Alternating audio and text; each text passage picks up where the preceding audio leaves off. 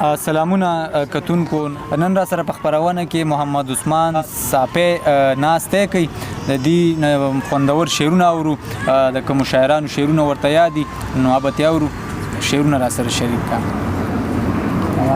یو نظم دی، یو نظم دی، اول به درته یو دوه بیته ویم. ژوند لکه زما کوه، هر چا ته خندا کوه، دغسې نیت سپین ساته، دغسې رڼا کوه، او زړه چې مینېږي نو ما سره سلا کوه، او مرګه مسافر یمه مرګه لږه ساه کوه، او ستا ارمان به سر نه خوري مورې ته دعا کوه.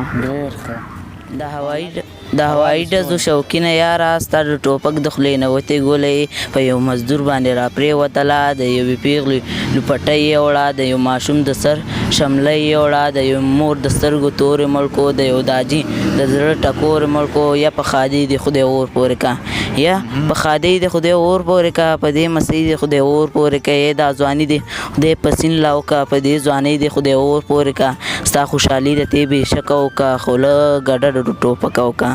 دا خوشحالي دې په اتڼو کا، دا خوشحالي دې په ډولونو کا، دا خوشحالي دې په سندرو کا، دا خوشحالي دې په سازونو کا. ځان سره نور خلک هم وخندوه، سپینه دا تور خلک هم وخندوه، ای دغه سور خلک هم وخندوه، ای دغه سرتور خلک هم وخندوه. د دې ټوپک نه قلمونه جوړ کا، د دې باروتونه صحیح جوړه کا، دا کمربند خو د بستې په شان دی، د دې کارتوسو نه کافي جوړه کا.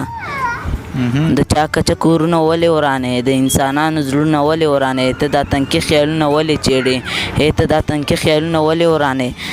د دې پټکینه دې شمله جوړه کا، چیرته جومات جوړ کا، حجره جوړه کا، د پردي کړکو نه ساز مه جوړوه، خپل ماغزه وچیړه نغمه جوړه کا. د دې ټوپک سره یاري مه کوه، د تیارو غېږ کې زندګي مه کوه، په پردي سر داونه مه لګوه، دا جواري د جواري مه کوه. خدا ویلونه په چا څه اثر کړی، نصیحتونه په چا څه اثر کړی، منیره ستا ځان له مازغه خراب دی، منیره ستا دا شعرونه په چا څه اثر کوي.